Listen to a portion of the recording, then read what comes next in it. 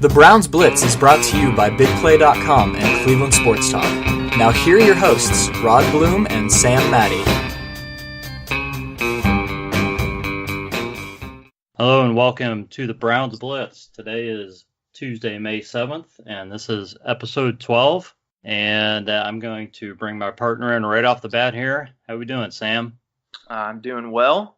Been a busy week, as it has been for the past 3 months, so nothing's changed there, but ready to talk some Browns with you, Rod. How's everything going with you this week? That's pretty good. It was nice to see a little bit of the sunshine this weekend, at least one day. You and I both have talked to each other quite a bit already this week. We have some pretty big news in regards to BigPlay.com. That's who we work for the sports media company. And everybody be looking for that big news either by the end of this week or early next week. I'm shooting for the end of this week, but we'll see what happens. So big things happening there for sure. Yeah, so with that being said, let's launch right into some Browns talk. We're actually going to kind of talk a little bit of Browns, but kind of not quite Browns. There's some talk going around about available free agents, guys that haven't signed places yet. So just thought we'd kind of take a look at that list. There's talk of some guys potentially still coming to the Browns that we kind of go through that. So Sam, why don't you lead us through that? This was a list that was put out earlier today by Jordan Reed, and I know everybody's not on here. I know that's some of the comments that we'll get back that, well, what about this guy? What about this guy? This is just a list that I ran across, and these were his top still available. So we have Eric Berry, defensive back, used to play for the Chiefs. We have Ndamukong Suh. He played for the Rams this last season. Ziggy Ansah, defensive end, played for the Lions. Jamie Collins. I don't think I need to spend any time on Jamie Collins. Jay Ajayi, former running back for the Philadelphia Eagles and Miami Dolphins. Muhammad Wilkerson, I believe the last team he played for was the Jets. Am I wrong on that, Rod? He's a defensive tackle. I think it was the Jets. I think so. That's okay. Why I remember it anyways. I'm sure the listeners will correct me if I'm wrong. So Donald Penn, defensive tackle from the Raiders. Morris Claiborne, cornerback from the Dallas Cowboys. And then Michael Crabtree. Last season, he was with the Baltimore Ravens. So just real quick, I know a lot of people on Twitter still think that there's some free agents that the Browns should look at. So I thought it would be good to just kind of take a look at this list and go down and see if any of them would be a possible fit for us on the Browns roster. Right off the bat, none of them really strike me as I just feel like we're good. I feel like we've got guys in there that are wanting to compete for spots, and we've got to break down the roster to 53 anyway before the end of the season. So it's going to be an interesting camp, for the Browns. And if I had to pick any one of these guys to maybe consider, I might consider Ndamukong Suh just to kind of have more depth on the defensive line. But I've never been a Suh fan just because of his attitude, and he was, considered a dirty player when he was playing for the Lions and also with the Miami Dolphins. So we didn't really see a lot of that, or hardly. I don't think I saw any of that with his time with LA. He's a veteran presence. He's going to want a big, probably 1 year veterans max deal. Can he still be productive and disruptive on the defensive line? I think he could, but not somebody I really want to spend a lot of money on, especially just for 1 year. So I guess we'll see what happens. I've seen his name pop up very, very few times, but once Brown's Twitter gets going and you put Suh out there, put anybody's name out there, it kind of just everybody assumes. But corner, I still think we're good. I know some of y'all will probably disagree with that. Jamie Collins, well, I've said enough things about Jamie Collins on my Twitter if you want to go look at that. I think we're good at running back. I think we've, still not knowing what's going to happen with, oh, God, why can't I think of his name right now? Duke Johnson. What do you mean with Duke? Yeah. Duke Johnson. I mean, right now it looks like he's going to be around. But yeah. with that statement that Freddie Kitchens put out, is he doesn't really care right now. He's just going to focus on and getting the team prepared. So Muhammad Wilkerson, Donald Penn, Morris Claiborne, old Michael Crabtree, he produced really well 2 seasons ago with the Raiders. While he'd be our number 4 or 5 guy right now. Yeah, probably number 5 guy right now on this team at best. So he filled some presence while their number 1 receiver was out. Who was his name? He was traded to Dallas midseason last year. Amari Cooper. Yeah, Amari Cooper. Yeah. So, I mean they were a pretty good tandem with the Raiders, for a while, but right. Yeah. I thought he would do better. I thought he would do better with the Ravens, but seeing that, freaking Lamar Jackson, he can't throw the ball more than 15 yards, it wasn't going to help. So. Well, yeah, you need a quarterback who throws the ball to be a productive receiver. So maybe he's getting a bad rap partially because of that, but the Browns certainly aren't a team that's looking for much help at wide receiver right now. I have to agree with you on Sue. I mean, I think that defensive tackle is still a spot where the Browns could potentially look to upgrade, but I have to be honest, I don't feel comfortable with the idea of Trevon Coley being the first defensive tackle off the bench in the rotation. That's where I am, but I know the Browns have some other guys. I don't think we've seen much of them so far. So we'll have to see how these guys look, how they perform as through the preseason and that. To me, if some other guys step up and the Browns feel comfortable with these guys being the rotational guys at DT, then great. If not, it'd be great to bring in a guy like Sue.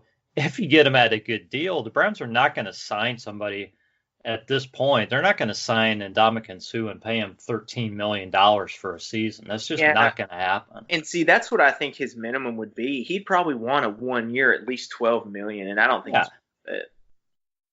it's not going to happen.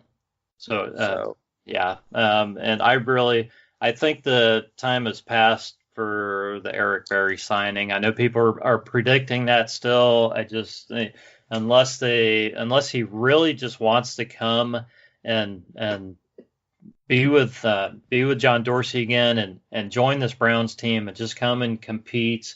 He's not going to come in and get handed a starting job at this point. He's not going to get big money. I just don't see that happening. I don't see any of these guys coming to the Browns, really. No, I don't either. But, that being said, it's a long 3 months till August. A lot can happen during camp. Injuries, we see it all the time. That's right. Knock on wood that happens and that affects us. I hope it doesn't. But we'll just have to see. But right off the bat, none of them are really worth the price. And I think we've got, I wouldn't say great depth, but I think we have really good competitors in for spots to make that 53 man roster. So yeah, I think so. And speaking of that, the Browns had the rookie mini camp and they signed 3 players out of camp, and it seems that probably the top guy that people were most impressed with was Willie Harvey, the linebacker. He was signed, a guy who seems to have a great motor and sure looks to me like he has some speed. Now, I'll be totally honest here. I'm going mostly by posts and comments by Jake Burns on Twitter here, so I have to give Jake credit. He's got good stuff. Follow him. He does, yeah. You should be following Jake if you're not. But definitely. So William Harvey could definitely be a factor. I think he has just from what I've seen, and I think what Jake said, and when you're talking about the linebacking depth on this team, I think he's probably got a solid shot at making this team. So the Browns also signed Trayon Gray, who's a running back, more of a fullback style guy, to compete for that position. And maybe special teams guy, maybe. Yeah, it could be whatever, H-back, that kind of guy. And then he's probably just going to come in and compete, see what happens. And then they kept Javonte Dean, who's who's a defensive back. I believe he's a corner. So again, a guy who's gonna be here to compete. So I think corners. It seems like the Browns are always willing to bring in a lot of corners and just kind of see who looks good, and that they'll keep the best guys. So we'll see. We'll kind of see what happens there. OBJ has been in the headlines, and not in a bad way. Not in a bad way. No drama. Not that he really had that, but you also have to consider the team that he was with, and he put out a statement that he truly wasn't happy with the Giants. So he put out a statement that reads, and quote, "I plan on being there for the next 5 years," and that's in regards to Cleveland, obviously, and trying to bring them as many championships there as possible. And he also said, turning the Browns into the new Patriots. What a statement. That's, to me, everybody wants to talk about he's not happy there. He was forced into the situation. He was traded. He didn't get a say, blah, blah, blah, blah. Guys, I think this says it all. I think it says a lot about what he thinks of the team. In the little time that he has been with them so far, I think that he can feel and see the morale within the organization, can see the organization turning, for the good. And, to compare the Browns to and I know he was saying he wants to turn the Browns into the Patriots, but for him to say that he has that potential, or maybe he was just kind of setting that as a bar because they've done so well here in the last 10 years. I just think that's a hell of a statement. And everybody wants to assume that everything, including myself, including you, I'm sure, we really don't know how everything is going so far. Everything seems to be a positive move in regards to what John Dorsey's done for this team in the last couple years. But Rod, I really think this is a new team. This is a new team with a new attitude. And I think that attitude is a winning attitude, for once, and not being that team that settles, just to win a couple games and call that progress. As us as fans, seeing us go 0-16 and then seeing us go 7-8-1, it was like a freaking field day for me, man. Like seeing that 7-1 was unbelievable. Seeing us not last in the division was amazing, and then just hearing the constant watch out for the Browns. You got to watch out for the Browns, and seeing how many times that on Good Morning Football and ESPN and all these other networks talking about how watch out for the Browns this upcoming season. Watch out for them to be in the AFC running or AFC Championship running. It's just such an awesome feeling. I think this team is hungry. I think every player on this team seems to be hungry. I think they're working hard. I think there's a lot of talk that the fans and everybody's getting in front of themselves, that this team, hasn't proven anything yet. You'll hear this from outsiders, but I just get a really good feeling that these guys are all in, that everybody's all in, whether it's because of Baker, OBJ, Freddie, Dorsey. I just think these guys mesh so well together. Of course, we still have to see them play on the field, but I just think things are lining up very well. That we'll have to see where things go as far as them being the next Patriots. You have to have a winning season first. You have to make the playoffs. Right.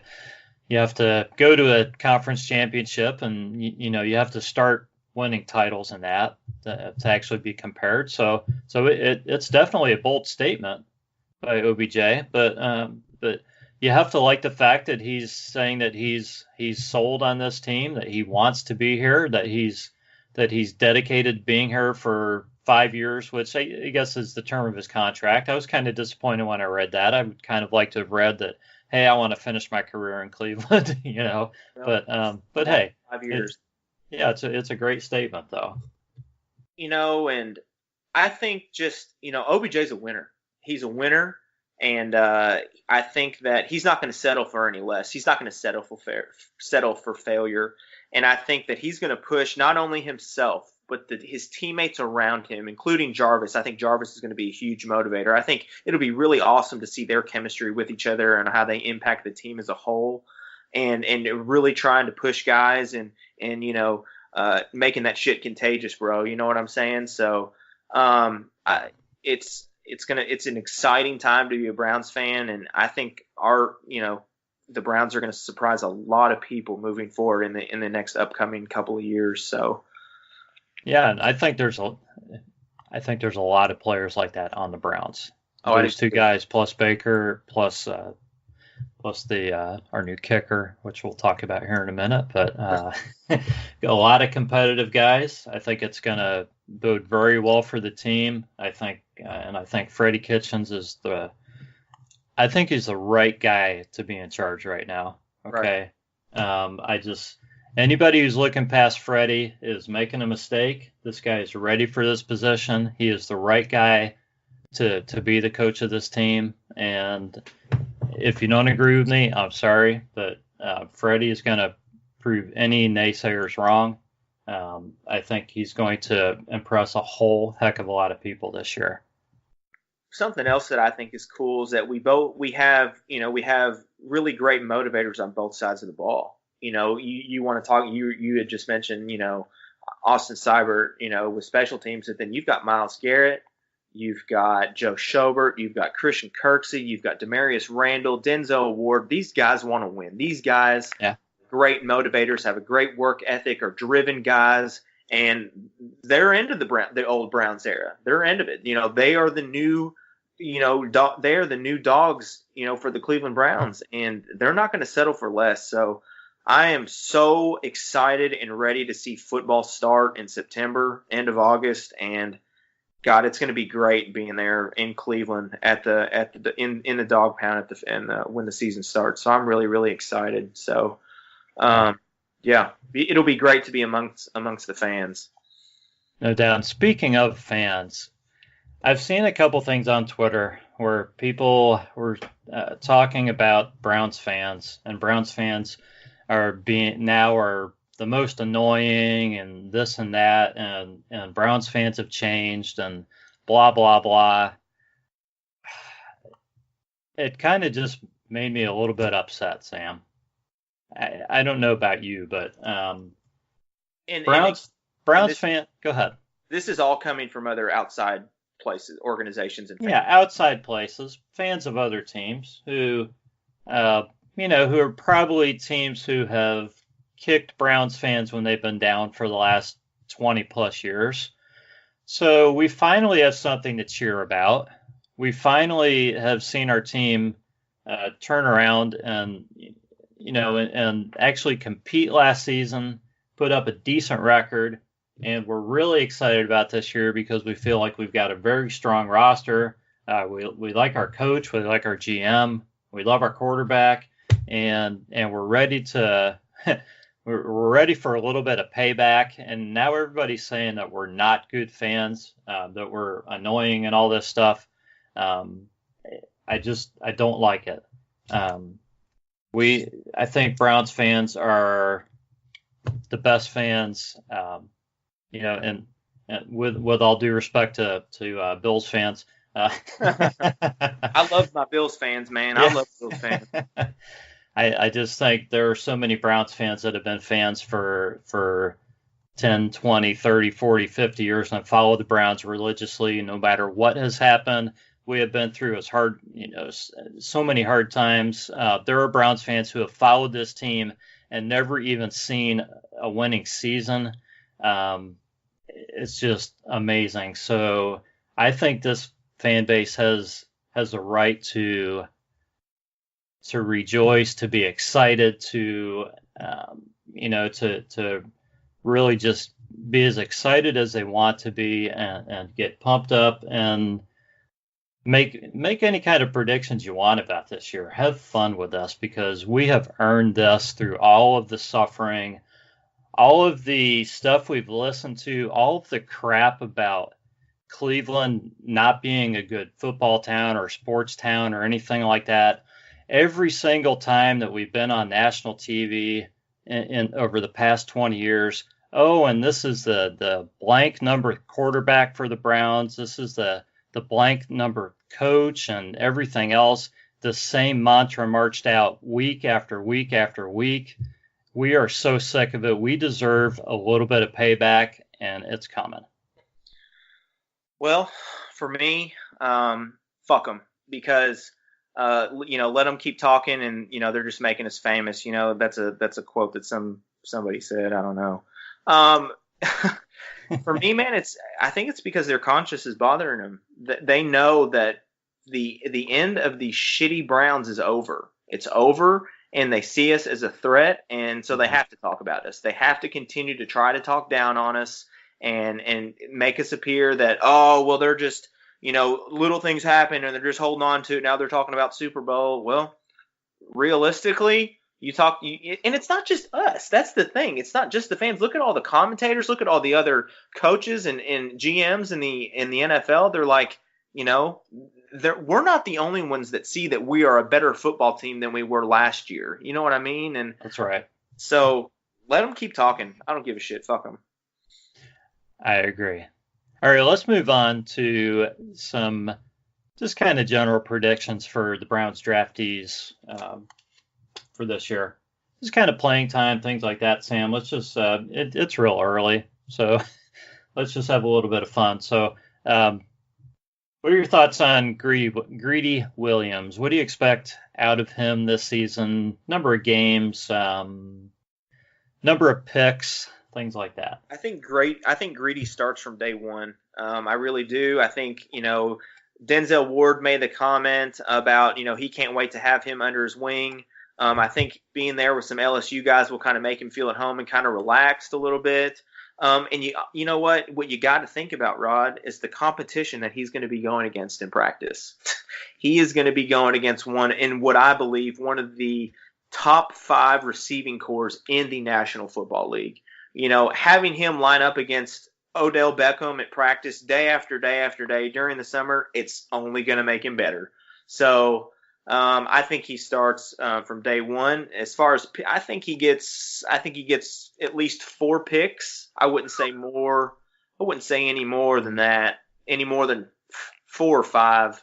I think that's a good number. We see what Denzel Ward did, last year, and I think he's going to do well. So he's got really good feet, man. He's got really, really good feet. He moves really fluid, and that's one of the reasons that John Dorsey liked him so much. And John Dorsey also made the comment that he played against such good wide receivers in college. You got to think A.J. Brown, D.K. Metcalf, Jerry Jeudy out of Alabama. He played against some really good competition in the SEC. So I think that's going to really help him, and that will help him transition well into the next level. Yeah, I don't disagree with you at all. I think it's going to be real interesting to see how the Browns handle this, because they do have some options there at corner. I think I wouldn't be surprised if Terrence Mitchell starts the first couple games of the season if they're not 100% ready to throw Greedy out there right off the bat. We'll just kind of see how it goes. I could see it going the way you say too.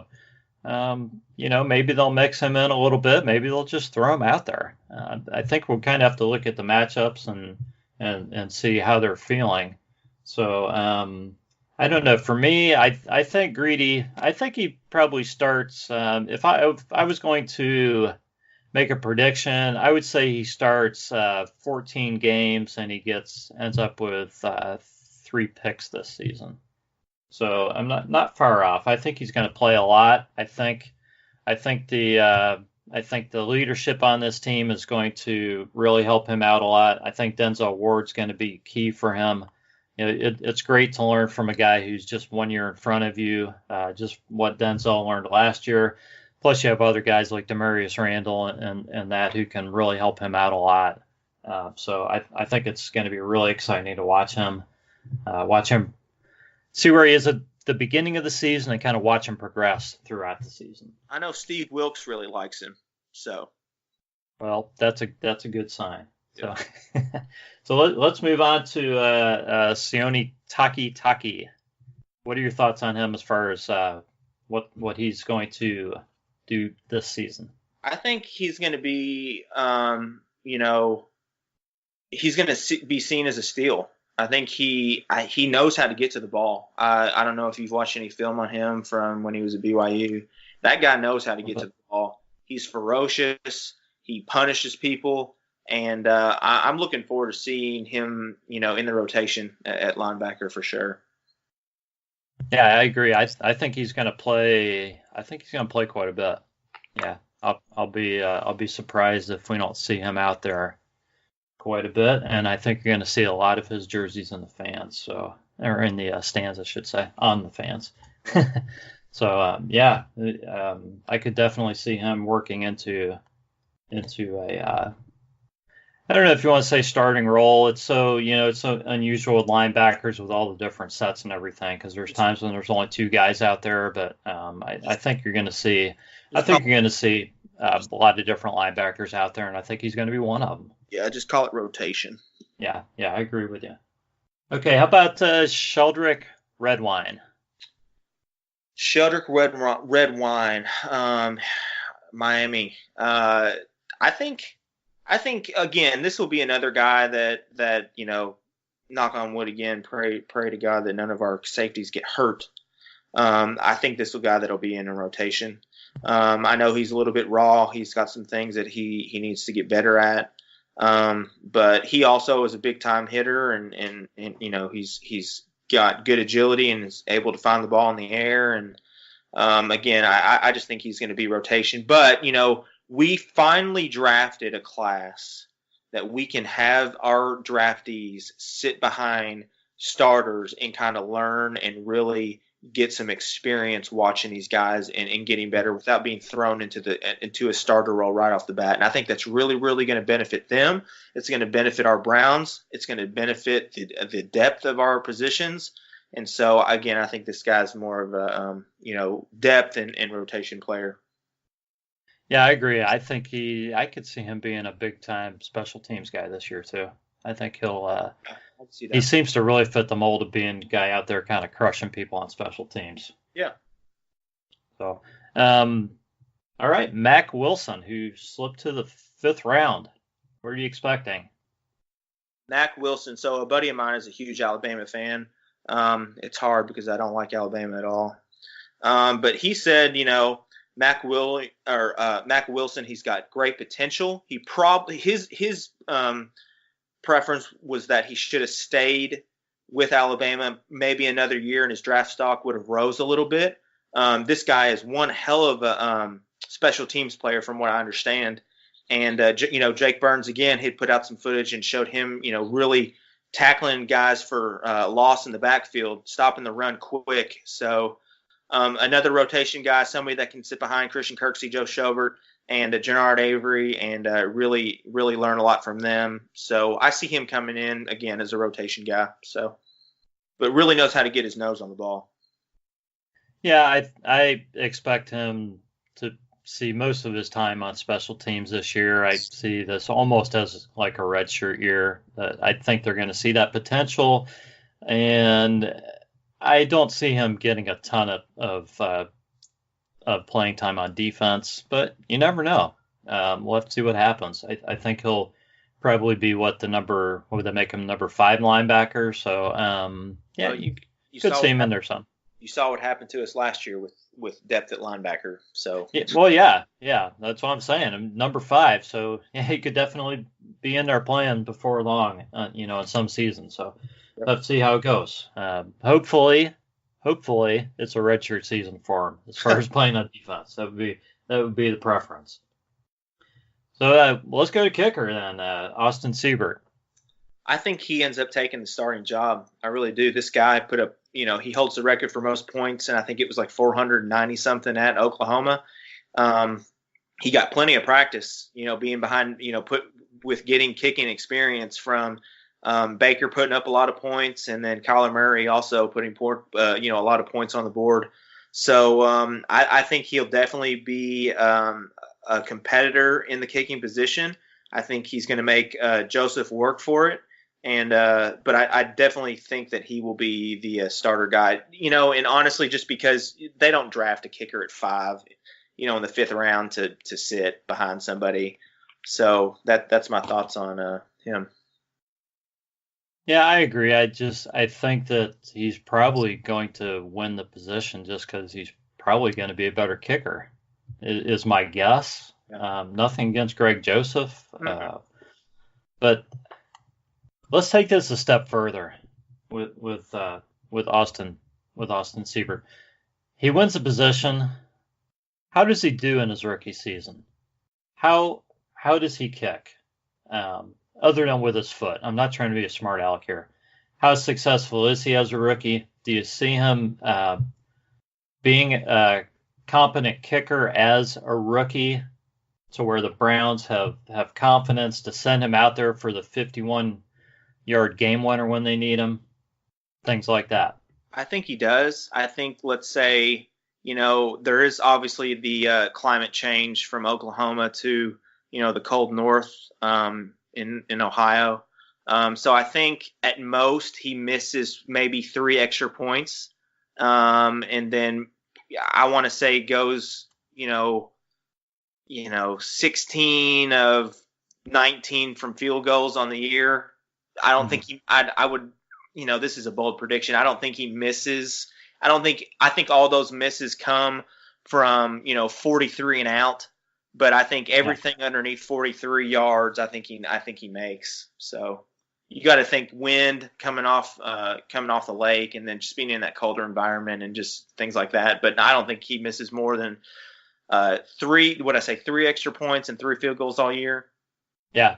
So yeah, we know it's not an easy place to kick, but I think this kid's got. I think he's got the that drive, that Baker like confidence, and he's going to be ready to go. So I think hopefully we're finding a kicker who's going to be around for a long time. That would be it'd be a really good thing for the Browns. Even though some people don't seem to think kickers that important, I think it's a big deal. So well, and like Dorsey said, the Browns had him on the board, and if he was going to be available in that 5th round area, they were going to take him, and that's exactly what they did. They could have maybe taken him later, but he was high enough on their board, 2 rounds higher than the last round that they took him. So they've done their homework on him, and hearing the scouts talk about him, that this guy's got a leg, and we'll just have to see what happens. But yep, I think he's going to be around for a while. So yeah. Good. So how about Drew Forbes, the tackle, taken in the 6th round? 6th round. Yeah. Yeah. I don't know a lot about him just because he came from a smaller school, and to be quite honest, towards the last end of the latter half of the draft, I stopped really kind of watching. I mean, I know who he took, and I kept up with who the Browns obviously took when their pick came around. I don't know a lot about him. A lot of people are high on him and say that he was a good pick, and he's an underrated player. So obviously, it's good to have depth at the offensive line. So we'll just have to see how it plays out. I don't know if that transition from a smaller school to the NFL is going to be a hurdle for him. I'm assuming it would, but we'll just have to see. Apparently, he's really physical up front, and he's got he's got good feet. So we'll just have to see what happens. Yeah, I'm with you. We'll as we get further and further along in the months and closer to the season, we'll dive deeper into the roster itself and kind of take a look at who's there and everything and who we think is going to make the roster, as we get through the preseason and everything. But right now, I mean, I'm sure the Browns have probably 10 or 15 offensive linemen on the roster, right? And only 10 guys are going to make the final cut. So right now he's competing with guys like Harrison, and what it comes down to is you have to figure out who your developmental guy is, and you have to keep him on your roster long enough to develop. Right. So if you want Harrison to be your guy, then give him more than one season and keep him. Right. If you want Forbes to be your guy, then keep Forbes. And don't draft another guy and drop Forbes, and then your next guy is your developmental guy. Right. Get the guy you'd like and give him 2 or 3 seasons to where he is actually ready to be a starter. Make that investment. Yeah, that's what I want to see. So whether it's Desmond Harrison or Drew Forbes, it doesn't matter to me. And to me, I'm just saying that off the top of my head because it feels like maybe they're fighting for the same position. Maybe they could both make the roster because maybe they're the third and fourth best tackle options. But that's just kind of the way I look at it. So then the seventh rounder, we're going to go back to Donnie Lewis Jr., the cornerback, who probably neither one of us knows a whole heck of a lot about, but he's another cornerback in camp. So he was out of Tulsa, is that right? I think Tulane, I believe. Yeah, Tulane. Sorry. Yeah. Yeah. Again, like I was saying, I knew who the Browns took. I don't know a lot about them. More competition for the cornerback position, and other than that, I really don't know, to be honest. So, well, for me, I think what you're going to see is kind of the same thing that we were just talking about with the offensive line. The Browns are going to keep their top corners and their top DBs, but they're always going to keep a guy or two who's going to be the developmental guy. So you just don't know if it's going to be Donnie Lewis or if it's going to be this Javonte Dean or if it's going to be somebody they had last year who really never saw the field. So it's going to be a guy who they feel has the talent and who just isn't quite there yet. And they're going to probably carry a guy or two like that. But it's not going to be easy for a guy like that to make this roster because there are going to be very few guys who are not ready to make a contribution who are going to be on this team. I could also see him at special teams, just real quickly reading some stats off him. He had a really big monster game against nationally ranked USF, and he tallied 5 tackles, 1 interception, 1 pass breakup, and a field goal block. And then, other games, he 4 stops against and 1 tackle for Memphis. He 3 tackles and 1 pass breakup against Oklahoma against Kyler Murray. Picked off his second pass of the season against Army. This guy, we just got to see how his transition from a smaller school like Tulane to the next level. We'll just have to see what happens. So he did, he did play and he started in all 12 games in 2017. So we'll just have to see what happens with him. Yeah, and you make a great point because there are going to be guys who make this roster because they're good at special teams. Yeah. Because the Browns need guys like that.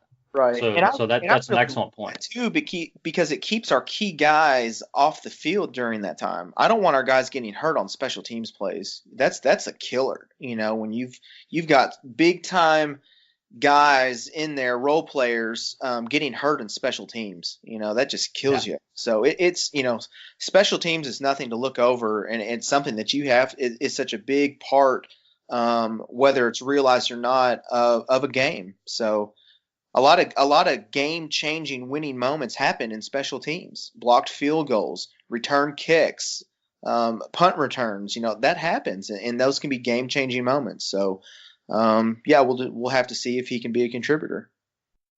You are absolutely right. So let's get to our last little bit of news here, and that was what's gone on, I guess, over the last week or so, and that's this kind of back and forth between Baker Mayfield and Colin Cowherd. I'm going to kick this over to you, Sam, because I think you have a lot more information on this than I do. You want to say last week or so? This has been going on since he was drafted. This was sure. I think it's intensified though. There have been several things that have come up in the last week. But yeah, you're right. It's been going on since he was drafted. And even before that, let's just make this clear: Colin Cowherd does not like Baker Mayfield. We understand that. We know that he has no faith in him. He thinks that Sam Darnold's better. He thinks that Josh Allen's better. He thinks that Kyler Murray's better this year. He's so far up Patrick Mahomes' ass that Baker Mayfield doesn't even belong in the same sentence with Patrick Mahomes. He doesn't like Cleveland. He doesn't like Cleveland, and he talks shit about Cleveland and the fan base, and talks about one of the main people that talks about how it's such a shitty sports town. We're never gonna hear anything positive come out of Colin Cowherd's mouth in regards to Cleveland. It will never happen. But you know what? Baker Mayfield's a winner.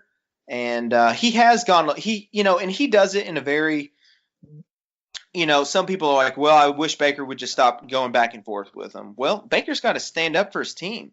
He's got to address the media. There's going to be uncomfortable moments in Baker's long career where he has to battle the media.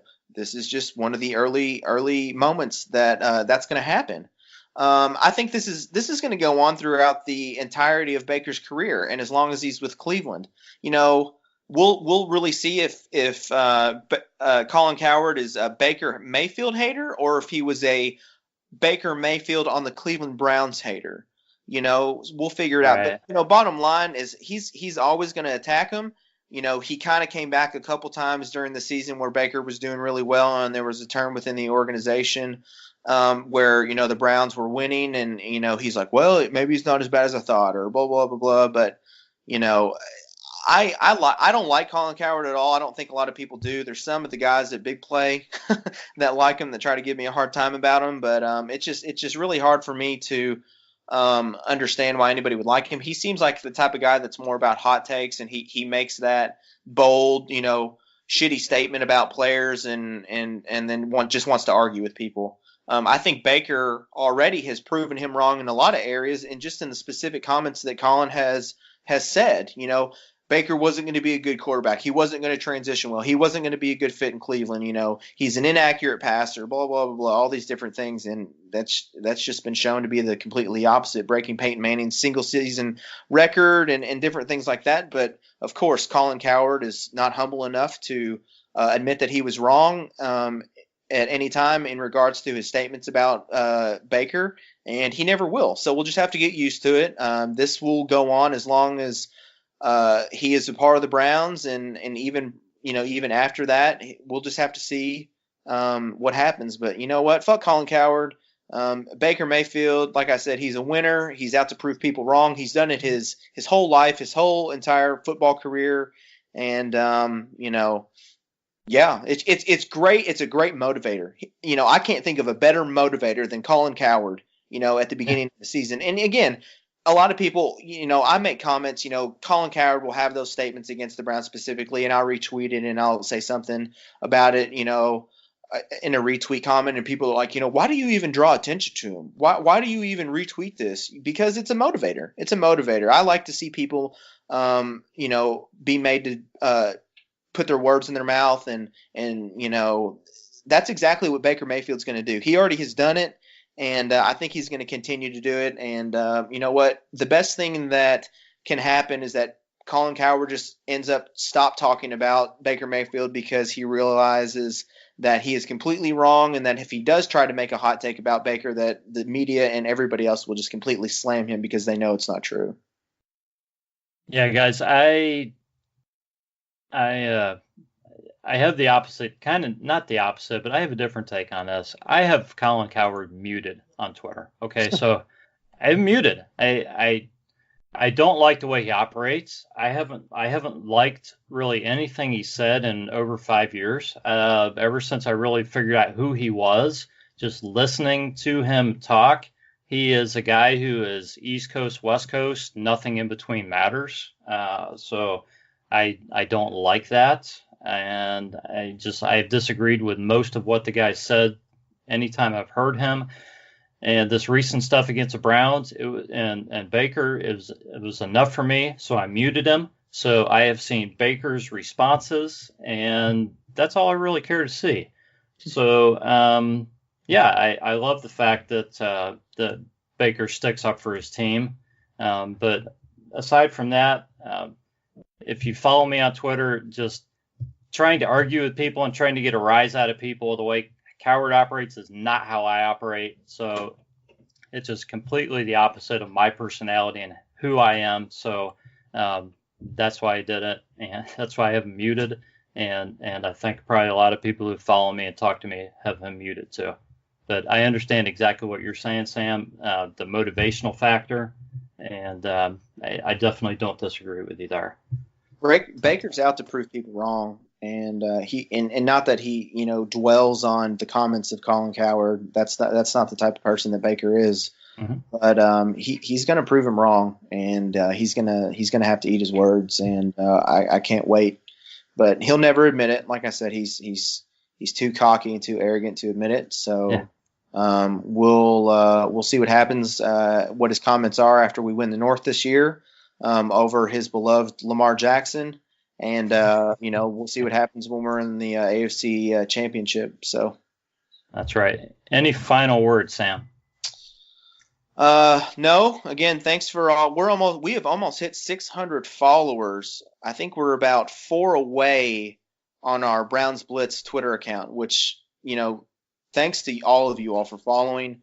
I get DMs from people, frequently about how they like the podcast, and I'm having such a good time. And Rod, I love co-hosting the show with you, and it's just been a blast so far. But again, we can't do it without our supporters, and I want to thank BigPlay.com. I want to thank Cleveland Sports Talk and all the help that they've been for us. But more importantly, I want to thank you all as listeners, and looking forward to hearing Rod and I talk Browns week to week, and we can't wait to be talking about our winning season that's ahead for us. So, Yeah, I want to give a special shout out if you're listening to us through the Grueling Truth or on iTunes, Google Play, Spotify.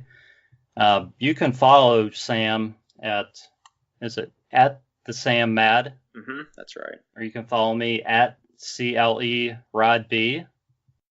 And you can, if you want to just shoot us a note or have a question that you want us to answer on the podcast, you can email Sam at sam@bigplay.com. So we appreciate everybody listening, and this has been the Browns Blitz, and we will catch you all next time. Go Browns.